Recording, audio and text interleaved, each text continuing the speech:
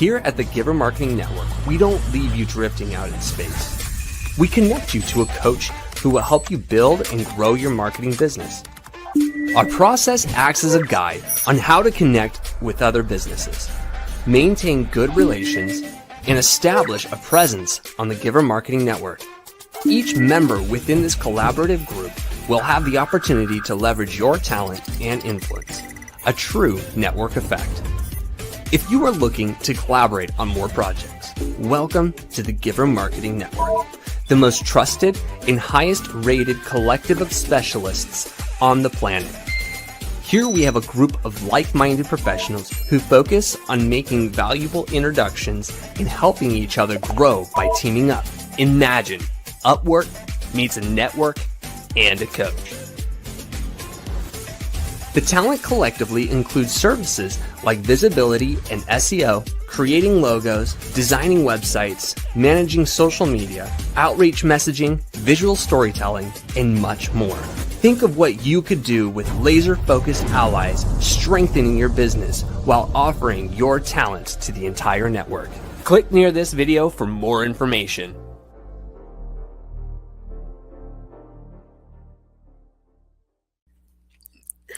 Hello and welcome to another episode of Tuesday Marketing Podcast by Giver Marketing. I'm Christine Deane. And I'm JD Thiessen. Hello and welcome. We'd like to say hi to all the groups that we're in. We know we're broadcasting this to multiple locations and we love and adore you. Please reach out to us anytime. We are here to help. We love bringing just new marketing topics to you every week. And sometimes it's an old topic that we want to hit and say, you know what, let's look at that from a different angle. And actually, I really want to talk about, is print media dead? Now, I'm really excited about this because I have my own I'm very opinionated person, you know. No. Yeah, no, I never had opinion of my own. No, but there is a point where people have stopped using print media because it's more expensive. Mm-hmm. However, and this is my personal opinion, print media has a better ROI than email marketing or social media marketing. And maybe it's a matter of when you bring that print media in, what it is, how well it's done. There's got to be a million parameters that go along with that. But I hear you. There's been this shift, right, from the more expensive print side into the, the email is free, right, except for the email program or the email that you have, right? Yeah. But there's a whole strategy. People think because it's free that it's effective. And really your open rate on your emails really isn't that high, right? When you look at the numbers. I used to work with a company and we used Klaviyo, so I've done a lot of email marketing. And our goal open rate was 30%. We didn't hit that a lot because most people, because you have to fight it getting out of spam and into the inbox. And then once it's in the inbox, you have to fight people not just deleting it right away because they don't recognize. Before they even read it, right? Before they even open it. The beauty of print media is when you send someone a postcard. If I send Christine a postcard, it's going to be with her bills and it's going to be with maybe a magazine or two that she got. But most of the junk mail that we used to get in the 90s and early thousands is now spam emails.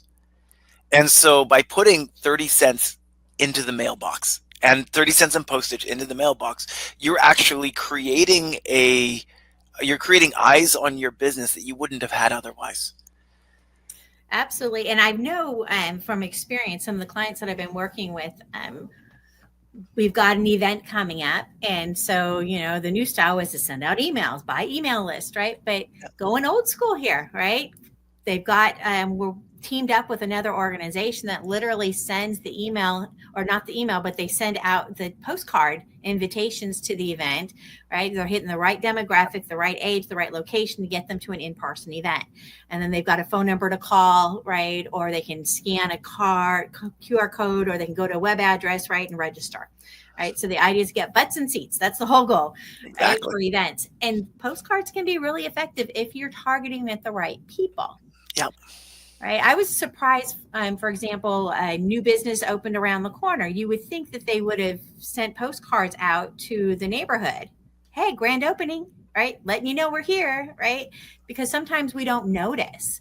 You'll drive by an area, you might not see that, oh, how long has that been open? It's been open for months and you didn't even realize it. You just, you're on autopilot. You just were driving home. You weren't paying any attention, right? But if they'd let you know, all right, some kind of opening special, grand opening special, you would have known about it. So there's times it really makes sense for postcards to go out, especially when it's local businesses. Yeah. Yeah. And one of the things that I've done is when you go to a networking event, and you get a whole bunch of business cards like these ones right here, and you sit there and you're like, well, how do I set myself apart from the other 100 people that were there? And you can sit there and all of them have addresses on them. Every single one of them have addresses on them. If you send them mail, they will most likely see it and you instantly set yourself apart. If you send them an email, they might remember you. But if you send a postcard to them, giving them your grand opening or your new special or whatever, those are the people that will come back to you. Those are the people that will remember you. Also, if you give them a gift card, it doesn't hurt. I'm just saying. Well, who hates a gift card, right? Exactly. But then also, right, when you think about it, once they've become, that's when you first meet people, let alone once they've established a relationship with them, once they're a client, they're on your prospect list, whatever it is, birthday cards. I love when I get birthday cards. I get half birthday cards sometimes. I like those. I don't have to look at the big number because it's just a half. Yeah.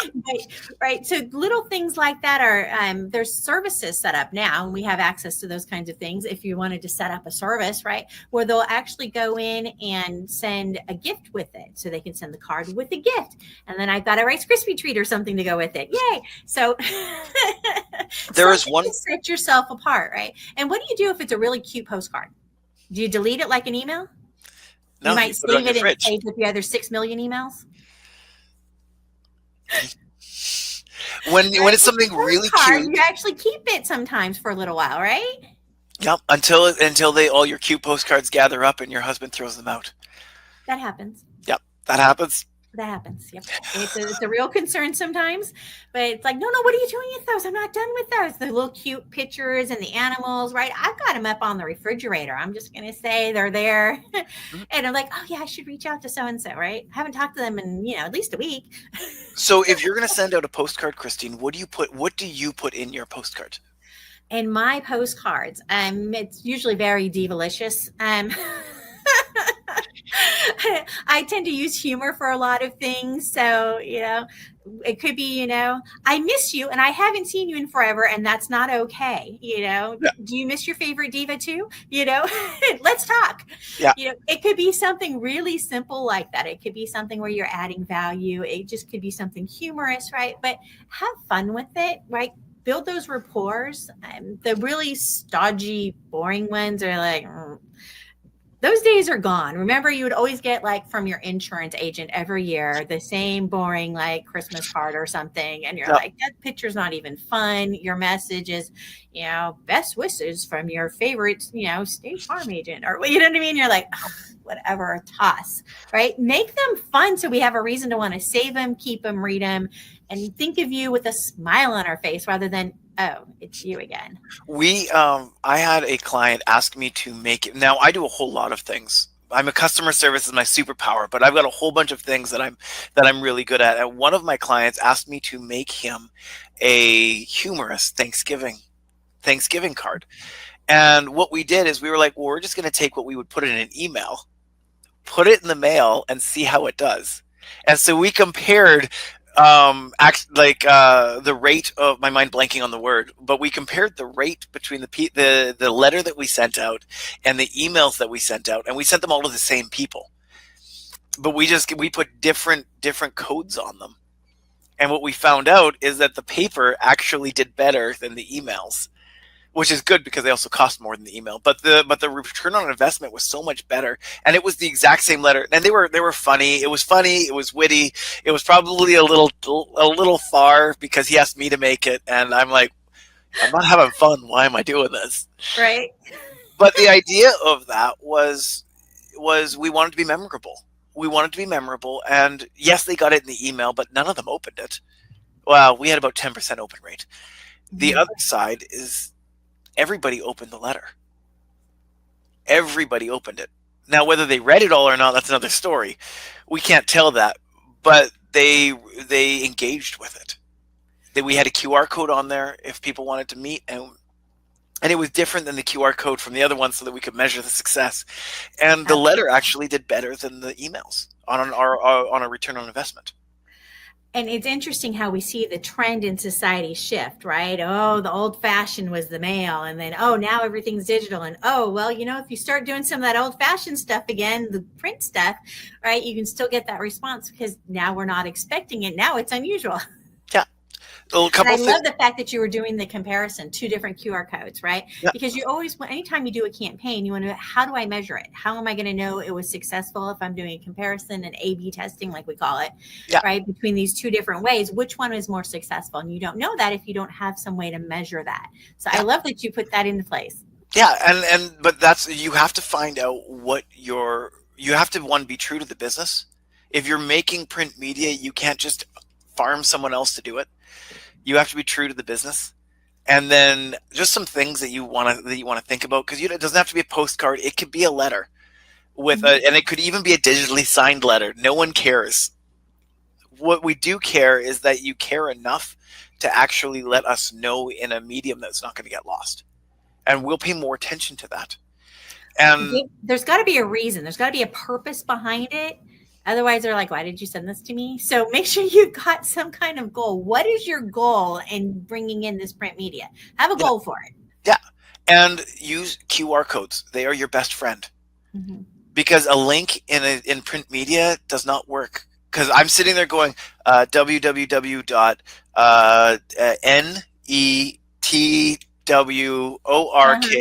and it takes and then, miss the letter. and I miss the letter, and it's like, oh, this doesn't work, and I throw it out. But with the QR code, it's a picture, boom, it's on my phone. Now, what I would recommend is if it's QR code, make sure that it's built for a phone, not a laptop or a computer. If you're putting a QR code, you don't want it built. You don't want the website it goes to built for a computer. You want it to be mobile friendly, is what you're saying. You want it to be mobile friendly primarily. You want it to go someplace that people can actually open on their phone and go, oh, okay. Right? Yeah. So like I was creating a website for a client. Like I said, I do a lot of stuff for people. It's not my superpower, but I do a lot of stuff. And he didn't tell me that he was putting a QR code on it. So I built the website, and then I told him, hey, it's finished. All I said was it's finished. I have to go do the mobile and the tablet versions pretty soon here. And he sent out media with the QR code on it before I had done it, and it had something here over top of it. There was something here underneath it. There was something here that was actually working with something up here, and hopefully I got it fixed, because he ended up telling me that he sent it out 2 days after he sent it out, and I had to run in and fix his website as quick as I can, and hopefully that no one got it beforehand. But I can imagine that there was some issues of people that wanted to make it work. So the trend now is to build the mobile version first, so you don't have that problem, and then go back and fix the larger version intended for laptops and computers. Exactly. That wasn't the case before, right? But now really that's considered the new best practice because of exactly that reason. Especially if you're going to use print media. And QR codes. And QR codes. And links. The other thing you mentioned, Joel, specifically, was you're talking about postcards. You get your postcards, you get your bills, and you get your magazines. Yes. Print media. Magazines, you get, my father-in-law, he loves buying from these specific types of companies. I'm not going to go in them because there's about 6 of them, and we get magazines every week from them. No, maybe every 2 weeks. And it's and this is the reason why print media, why people switch to emails, is because it will get lost in that. But now those are the only 6 things other than bills going to his mailbox. That's the only one he's got. So you're literally setting yourself apart simply by doing things the old-fashioned way. There's a reason I like classic cars, classic watches, and classic print media. There it is, right there. And when you think about the magazine, right, I've seen companies come up with a magazine that's specifically their magazine, right? And it might be industry updates. It might only go out to people within the industry, right? That's one way to do it. So if you want your own magazine, that's a possibility. It's a whole area. Is that yours? Uline. Yes, it's mine. It's not for me, but I was just thinking about print media and I'm like, I don't get any magazines. And then you're like, oh, And except then for I'm like, the I literally have one right beside me.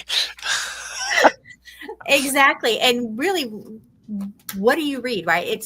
Magazines are very specific to who it is that you're sending, right? It's a certain area of interest. It's very, very direct on what it is.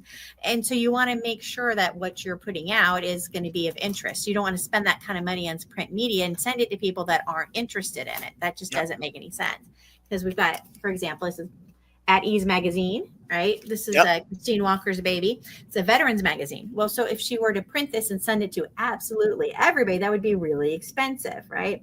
So this is beautifully put together, but she's got an opportunity for the stories themselves, but then there's also the inside. So you might have a magazine that's yours. You might have you might choose to put an ad in someone else's magazine. Yes. Right. So maybe if you can even see it with the little blurs, but right. So you can put an ad in someone else's magazine. Once again, it's a very targeted audience, depending on which magazine you choose. Yeah. Right. And once you know your demographics, I love car magazines, Car and Driver, Road and Track. Those were magazines that I loved. I don't get them right now, but I know the people who are getting those magazines. If an ESPN magazine, I don't know if they still have it or not, but there was a very specific audience for that.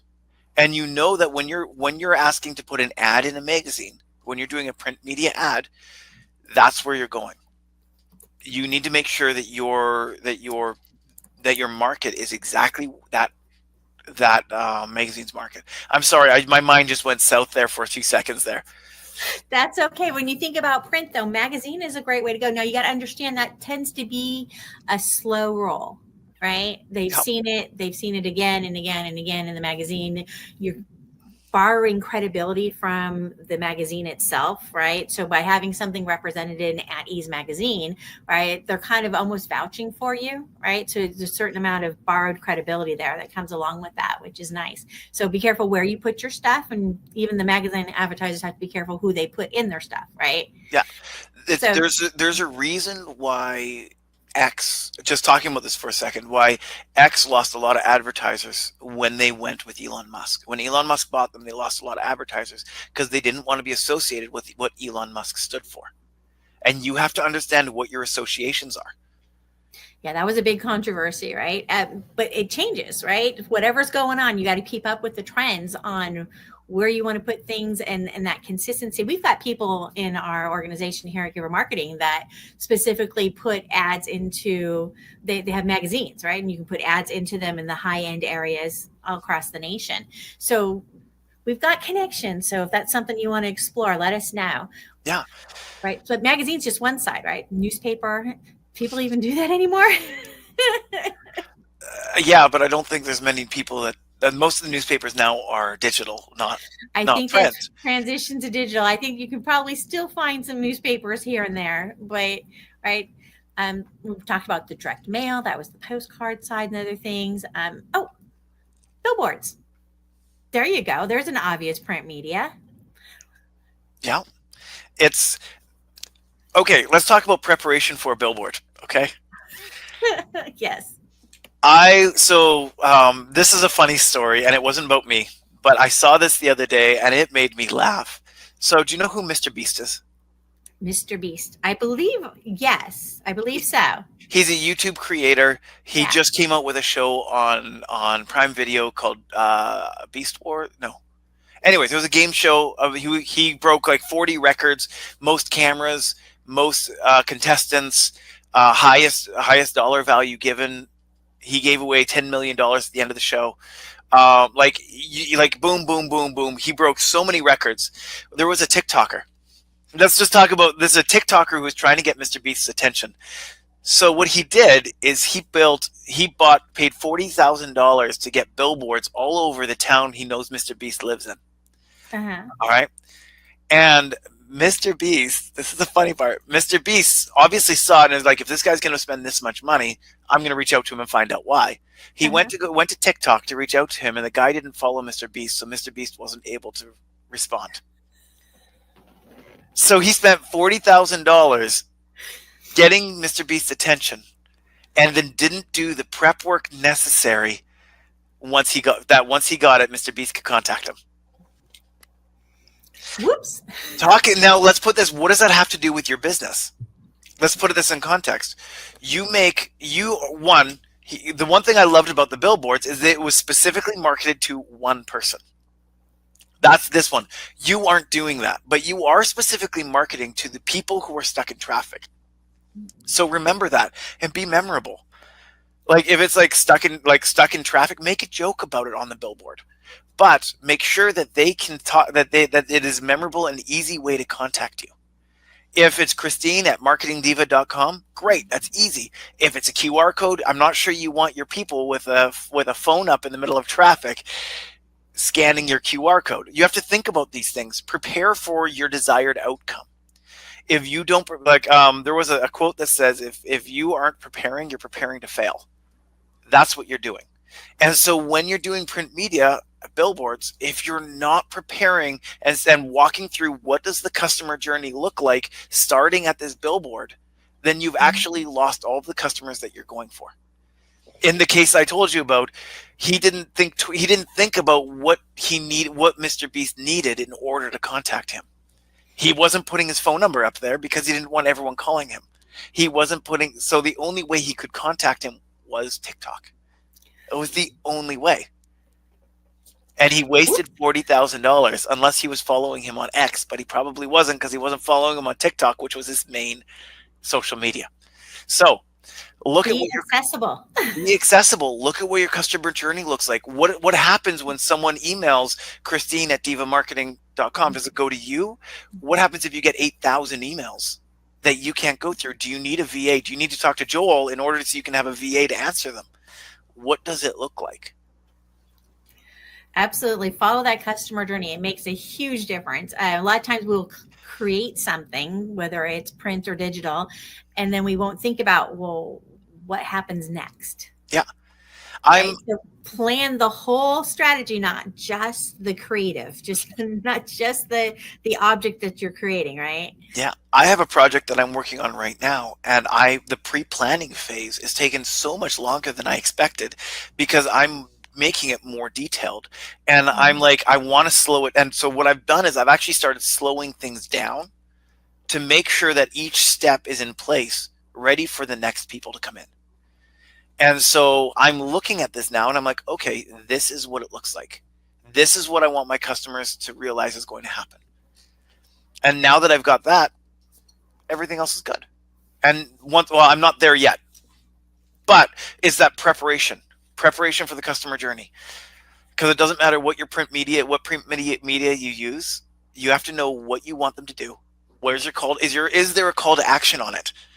And there really should be. If there isn't, then why are you doing it? Right? Exactly. So, figure out that call to action. Build that into whatever it is, whether it's a billboard, a sign. Ooh, and there's another topic: signs. Right? Is your sign legible? Let's say you have a brick and mortar shop, okay? And the signs across the top, great. Now, if you can't read it because you decide to get all fancy with it and have fancy fonts and that kind of stuff, it's really hard to remember things when you can't read it clearly. Yep.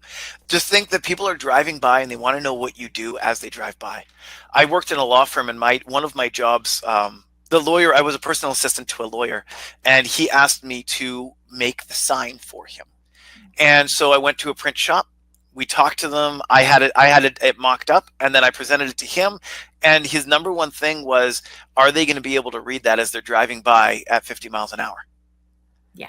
And I had to sit there, and I had to go put it out. And I didn't do this. I probably should have just put it out and run by it as fast as I could to see if I could read it. The chances were I couldn't read it. And so I had to go get them redesign it, make the title bigger, make what they do Now, this was a law firm, and everyone knew this was a law firm, so they already had brand identity in that city. Mhm. So they didn't have to worry, but they had to make sure people knew that this new office that was building was for Arnold Heffernan Blenner Hassett Law Firm. They had to know And that. that's a really long name, right? And But you that's a gotta put it up really there long big enough name. that people can read it. Exactly. And so we ended up getting this 6-foot by 6-foot sign with that name literally taking every single portion it could possibly take on that sign so that people could see it, because they had to know, and that sign made the money. And we had to build it up. So what happens if people are driving by at night? Is that important to you? Well, Is it lit up? Can we when see you're it? Can we read a it? law firm and you're dealing with criminals, they're generally going around at night. You got to know what clientele you're trying to go after. And so they had a backlit sign because they knew that their clients were driving around at 2:00 in the morning when they probably shouldn't be. Like, oh man, I got that case coming up. I'm gonna need some help. Oh, look, that one's lit up. It's Yeah. nice. Exactly. Now, there was a lot of law firms in my hometown, but that was the one. But I will never forget that whole process of him being like, "That's not big enough. That's not legible enough. That's not." Mind you, I was 19 at the time, so I had a lot of learning to do. But I learned so much from that job simply by, I learned a lot about marketing by that one job that I had to do. It's amazing how much you can learn, right? When you realize, when someone points it out, you go, "Oh yeah, duh," right? That makes sense, right? But it's always nice to have a second set of eyes when you're working on something. If you're going to spend $40,000 to get Mr. Beast's attention, make sure that he can message you. Absolutely. Well, we're talking about signs, billboards, right? And signs for businesses, and also directional signs. Sometimes your building is shaped in a way and things are laid out kind of weird. So if you need to put a sign like that puts an arrow, we're around the corner. Yep. That's okay too. Whatever you need to do to help people get where they need to go. I know, have you ever parked outside a restaurant and you're like, I don't know where the entrance is? And then you walk around Too many times to the building to find out that you should have gone the other way. They need to do that more in restaurants. I'm just going to say entrance this way would be a really nice, simple sign to put on the outside. It's why valet parking is such a big thing. And they've got a sign that says valet parking because it's like, I know we can just go right to the front door and someone's going to park my car. And that if I leave anything valuable in there, they're not liable. But so let's just do a quick review here because we're coming pretty close to the end here. So let's do a quick review here. When you're doing print media, you got to prepare for the customer journey starting at the print media. You need to know how they're going to get a hold of you. You need to know what your goal is. Is your goal to get clients? Is your goal to be memorable? Is your goal to get clients right now, or is your goal to do the long game and get clients in 6 months when they need you? Are your clients going to be driving around at 2:00 in the morning? Do you need a giant sign? Like you need to start looking at your market, who you're going after. And we use that as a joke because your clients most likely are not criminals. Unless you're dealing with politicians. No, I'm joking. We're not going to open that can of worms right now, Joel. Thank you, though. Yeah. Anyways, but the idea is you want to make sure that your print media is actually focused on the people that you're trying to reach, and then you want to know the whole journey from the print media. Does it make sense? Exactly. What makes sense for the client that you want to reach out to? What makes sense for prospecting? What makes sense? And you know what we didn't mention, which is the most obvious of them all that we have to hit, is the whole business cards. We've had that turn towards the digital side and people are doing digital business cards, but there it is. You got to have some kind of business card so that people can find you. It's very important. Absolutely. And so this is one of the simple things. If you don't have business cards, there's 100 ways to get business cards that are not cheap. They don't look cheap, but they're not expensive. And if you've ignored the business cards, then you're going to have an issue when it comes to networking in general. networking or prospecting or talking to potential clients, right? The idea is, what do you need to have on your business card? And let's reinforce this. It's very important to have contact information, the name of your business, your name, your position or title, perhaps, right? What your business is all about. Maybe you've got a couple of keywords on there so that they're like, I don't even know what this means. I see your business name, but I don't know what you do, because sometimes our business names aren't as obvious. You might need some keywords on there. I design business cards all the time, and they're like, oh no, that won't work. Maybe you want your logo on there. One of my favorite business cards that I ever got, and all it was a picture on the front of the person, and it says, your headshot sucks. And then on the back was a QR code. That's all it said. However, you knew who it was. You knew what they did. Otherwise, they wouldn't be insulting your headshots. And the back had their QR code that they would have their contact information. That's all the business card was. And it was one of my favorite ones. Great example of branding, right? Make sure that whatever marketing you choose, print, non-print, whatever, is true to your marketing and your brand, who you are, right? Some people would like, oh my goodness, I would never do such a thing. I think it's hilarious. But I thought it was fantastic. It was literally my favorite card I've ever had. The other thing I'm going to say is put your face on it, okay? Put your face on it, because I've been at networking groups. There's 50, there's 75 people there. Yeah, I know. We'll talk about that. We'll work on that. Okay. Because what happens is I met 50 people. I've got 50 cards in my pocket. And when I go to a meeting, I'm like, okay, that's somebody I want to follow up with. I put their card in my right pocket. And if it's somebody that they seem nice, but they're not on my top list, I'll put them on the left pocket, because the right card's always right. I'm always going to call the right people on the right. But I've actually had somebody at a meeting one time. I was like, we're across the room. They're like, hey, I'm headed here. And I was like, call me, right? And so they pulled the cards out of their pocket and they're going flip, flip, flip, flip, and they're flipping through them. And they see the picture on the card, they look at me and they go, because they got it, right? Yeah. But that's how they remembered who I was versus anybody else, because we remember faces a lot of times, right? You have to realize that your brand is your face. Like, more than anything, your branding is your face. When you go into a networking event, it's your face that they see. It's not your nifty little logo. It's your face. Are you dressed in a jean jacket, or are you dressed in a suit? Like, what is your branding? My branding is very casual. I do that on purpose. It is intentionally casual. But I still like putting on collared shirts sometimes. Not all the time, but sometimes. But because of that, it would be great for me to have my business cards with my picture on it. However, people remember you, right? So don't forget that when you think about all the different kinds of prints. And I know we've moved towards virtual on a lot of things, but it's never a bad thing. Just have a handful of business cards. You never know when an opportunity is going to come up. And if you're a business owner, if you're the owner of or if you're the leader in a nonprofit, because you don't actually own a nonprofit, right? But, if you're any kind of leadership role, you want to be able to represent whatever it is in the situation arises. So, you might be out to dinner and the server mentions something and you're like, oh, that's right up our alley. We'd love to have a conversation with you about that. Here's my card, right? It's always nice. I used to leave them inside, when you sign the check and they've got the little cover thing, I would just drop a card in there. Yep. Been known to drop the CPA's pen in there. I mean, so there's lots of different ways that you can do that. There's another print kind of media, right? Yep. Products. So there's a whole lot that we could go into in so many different areas. Whether it's books, journals, pens, flyers, right? There's so many things. So print media, I've decided, is not dead. What do you think, JD? It is not dead. This is the law firm that I was talking about. And you still got it. I've still got this. This is 20 years later.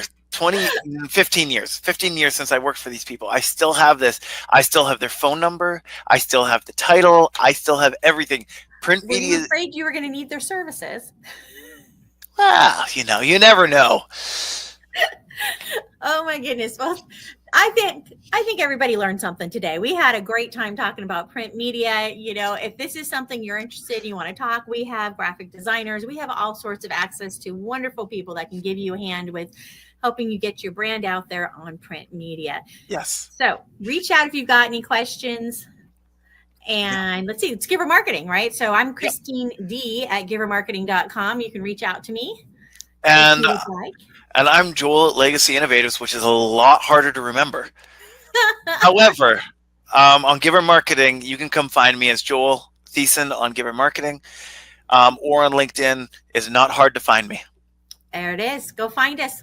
So the Networking Diva, you can't miss me, right? So we have lots of fun. We love working with people. We love helping. We love to give back. So if you just want to have a simple conversation with us, reach out. And I would be remiss not to mention that on Wednesdays, we have Networking for Marketers. So it's PR media people. So come hang out with us. That's on Wednesdays, 8 a.m. Pacific, 11 a.m. Eastern. Givermarketing.com/networking. We'll get you there. Register once, save the link, and come hang out. Don't be a lonelypreneur. Come play with us. All right. Have yourself a great day. It's been fun. See you next time.